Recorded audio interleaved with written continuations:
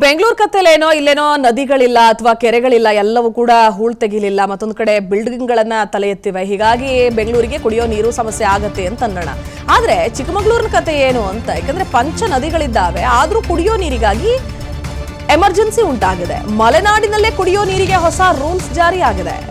ಮಲೆನಾಡು ಅಂದ್ರೆ ಚಿಕ್ಕಮಗಳೂರಿನಲ್ಲಿ ನೀರಿಗೆ ಸಂಕಷ್ಟ ಉಂಟಾಗಿದೆ.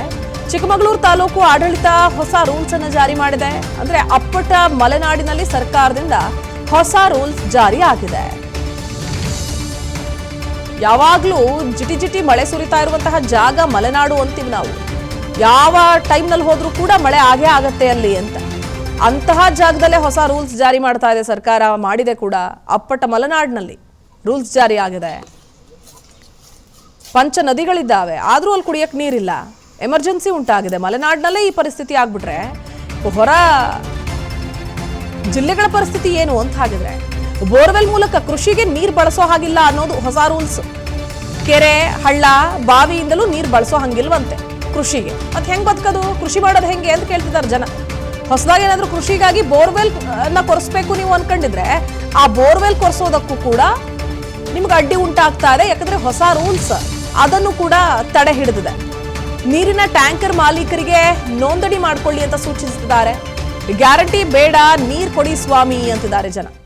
ಬೇಲೂರಿನ ಯಗಚಿ ಡ್ಯಾಂನಲ್ಲೂ ನೀರು ತೀವ್ರ ಕುಸಿತ ಆಗಿದೆ. ಚಿಕ್ಕಮಗಳೂರಿಗೆ ಕುಡಿಯೋ ನೀರು ಒದಗಿಸುವಂತಹ ಜಲಾಶಯ ಯಗಚಿ ಡ್ಯಾಮ್.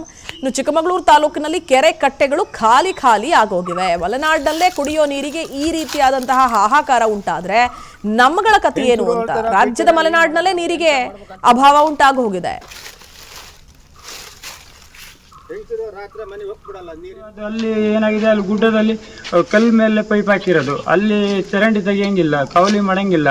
ಮೇಲ್ಗಡೆ ಬೆಳ್ಳೆ ಕಾಣುತ್ತೆ, ಅದು ಆನೆ ಏನೋ ಇಟ್ಟಿದ್ದಾರೆ ಅಂತ ಹೇಳ್ಬಿಟ್ಟು ಏನೋ ಗೊತ್ತಿಲ್ಲ, ಅದನ್ನೆಲ್ಲ ಪೈಪನ್ನೆಲ್ಲ ಮುರಿದು ಬಿಟ್ಟು ಅದನ್ನ ತೆಗೆದು ಮರದ ಬಡ್ಡೆಗೆ ಬಿಸಾಕಟ್ಟು ಹೋಗಿರುತ್ತೆ. ನೀರಿಲ್ಲ, ಒಬ್ರು ಇಬ್ಬರಿಗೆ ಹೋಗೋಕ್ಕೆ ಧೈರ್ಯ ಬರಲ್ಲ. ಅವ್ರ ಮೇಲೆ ಕಂಟಿನ್ಯೂ. ನಾವು ತನ್ನೂಡಿ ಗ್ರಾಮದ ಆಳ್ಗೋಡು ವಾಸಿಗಳು. ಇಲ್ಲಿ ಏನಿಲ್ಲ ಅಂದರೂ 60-70 ಮನೆಗಳಿದೆ. ಯಾವ ಸೌಲಭ್ಯನೂ ಇಲ್ಲ. ನಮಗೆ ಕುಡಿಯೋ ನೀರು ಕೊಡಿ, ಒಳ್ಳೆ ರಸ್ತೆ ಮಾಡಿಕೊಡಿ ಅಂತ ಕೇಳ್ತೀವಿ. ಬೇರೆ ಏನು ಕೇಳ್ತಿಲ್ಲ. ಮನೆ ಇಲ್ದರಿ ಮನೆ ಮಾಡಿಕೊಡಿ.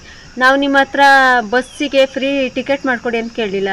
ಮತ್ತು ಗೃಹಲಕ್ಷ್ಮಿ ಯೋಜನೆ ಅದೇನು ಮಾಡಿಕೊಡಿ ಅಂತೇಳಿ. ನಾವು ಏನು ಇಷ್ಟು ದಿನ ದುಡಿದಲ್ಲೇ ಹಂಗೆ ಇದ್ವಾ? ನಾವೇನು ಊಟ ಮಾಡ್ತಿರ್ಲಿಲ್ವಾ? ನೀವು 2000 ದುಡ್ಡು ಹಾಕಿದರೆ ನಾವು ಮಾತ್ರ ಅನ್ನ ತಿನ್ನಲ್ಲ. ನಾವು ದುಡ್ದು ತಿನ್ನೋ ಶಕ್ತಿ ನಮಗೆ ದೇವ್ರು ಕೊಟ್ಟಿದ್ದಾನೆ. ನಮಗೆ ಬೇಕಾಯ್ದು ಮಾಡಿಕೊಡಿ ಸೌಲಭ್ಯ. ನಮಗೇನು ಬೇಕು ಇವಾಗ?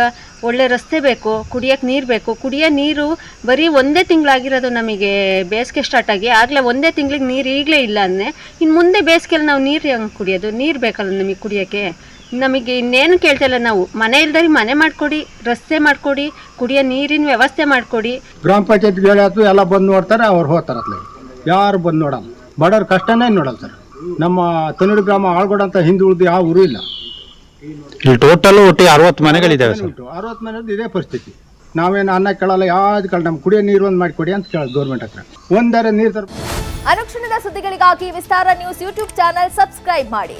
ಹೊಸ ಸುದ್ದಿಗಳ ನೋಟಿಫಿಕೇಶನ್ಗಾಗಿ ಬೆಲ್ ಐಕಾನ್ ಕ್ಲಿಕ್ ಮಾಡಿ.